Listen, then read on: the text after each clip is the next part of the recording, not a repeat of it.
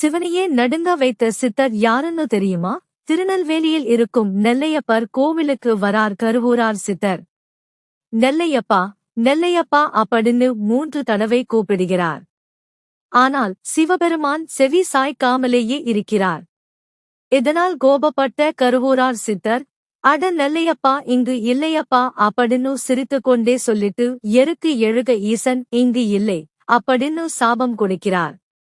இதனால் கோவிலை சுற்றி எருக்கம் போல் பூண்டுகள் முளைத்து கோவிலை மறைத்து நின்றன. அங்கிருந்து திரும்பி பார்க்காமல் நடந்தார் கருவூரார் சித்தர். சித்தருடைய கோபம் சிவனையும் நடுங்க செய்தது. கருவூரார் சித்தர் மானூரை அடையும் போது நெல்லையப்பர் அவருக்கு காட்சி தந்து சித்தரை சமரசம் செய்து நெல்லைக்கு அழைத்தார். கருவூரார் சமாதானமாகி நெல்லை நோக்கி நடக்கலானார். அவர் எடுத்து வைத்த ஒவ்வொரு அடிக்கும் ஒரு பொற்காசு என்று கணக்கிட்டு இறைவன் வழங்கியதாக கூறப்படுகிறது.